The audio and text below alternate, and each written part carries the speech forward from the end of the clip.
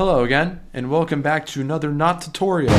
So in that one video I made that got 4,000 something views, a lot of you were telling me that there are ways to break the speed limit I established in that video, and I decided to try a few things that I think might do the trick. Now, of course, the rules are still the same. I'm not allowed to leave the ground for any reason, but I can move fast via any means necessary, whether that be by running, taking a car, or whatever. So what was going on in the last video that caused me to not be able to go above a certain speed?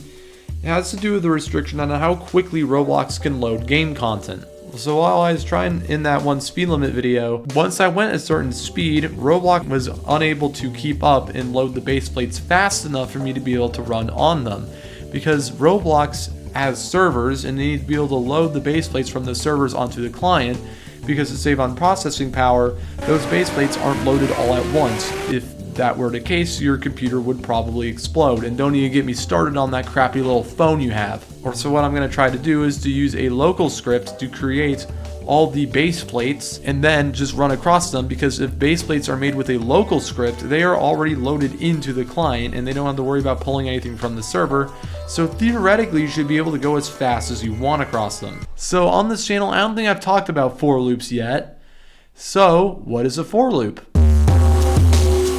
So, for loops are loops where you can run it a certain amount of times based on what number you put right here. But there's more than that. What you can do is that you can set a variable right here, which in case you don't remember what a variable is, it's a bucket that you can fill whatever you want. In this case, it'll be a number. That goes up by 1 every time the for loop is ran. Now, this will be useful for creating a line of base plates and making sure all those base plates don't spawn on top of each other. So now, in theory, when I run the tutorial game, there should be 10 clones of the base plate already preloaded, ready to go. Unless, of course, you goofed up royally and forgot to acknowledge the fact that OG will not be loaded as soon as the script is loaded. Because that is the way the Roblox client works.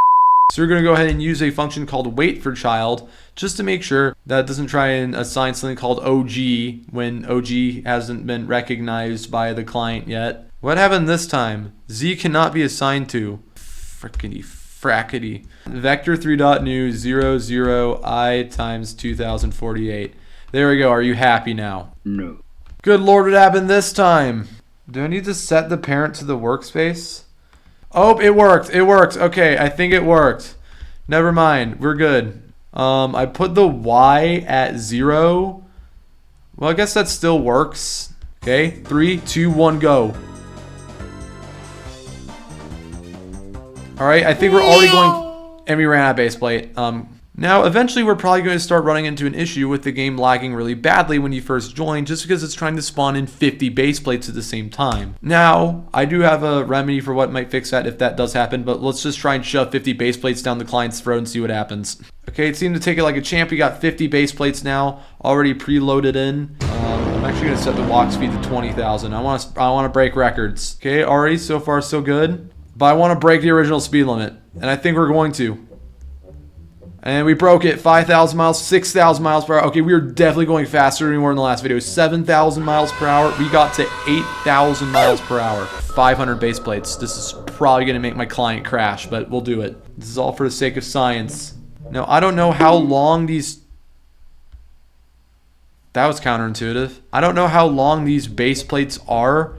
I don't know how long 500 base plates truly is, but we're going to see. We're going to see for the sake of science just how ridiculous this truly is. Okay, I want to get past 10,000 miles per hour. Okay, look at how fast the distance from the origin is going up. I think we maybe made it 20 miles away from the origin last time. Okay, we're already going 10,000 miles per hour. I'm having trouble even going straight at this point. We're going 12,000. Oh, wait. It's flickering.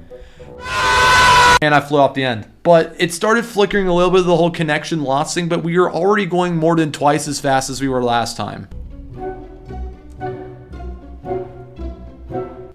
Okay, and my theory did work. Setting the C frame to the same C frame as the parts did work. The target store is right behind me. I don't want to move my camera, otherwise this will be completely ruined. Okay, so we got up to around 12,000 miles per hour last time before I flew off the base plate. I was getting the whole internet thing flickering. We'll see if that happens again. Oh, we're getting some weird effects with the walk animation. That's strange. Okay, we're getting the flickering. But can we go faster in this? I don't think it'll let me. Is 13,000 miles per hour the true speed limit of Roblox? because I don't have any ideas on how I can go faster than this. Because the base plate is as big as it can be. You can't make the base plate bigger, so it doesn't have to load as much. Although I do have one idea that may or may not work. So one idea I have is to make a slight gap in between the base plates, so that way it isn't having to load as many base plates as quickly, which might allow you to go faster. And I'll have it just go down by -1 every time. And then to make sure that the player doesn't die after going a certain distance, I'll just turn the fallen parts destroyed height down to -1,000. Because by default it's -500 and we wouldn't want to die trying to do our science experiment.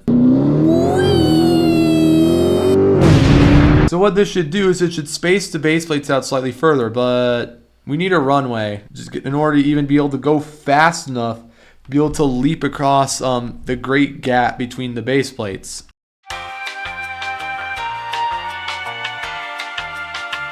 So I'm going to have the base plate go down by 2 studs every time a new one spawns in.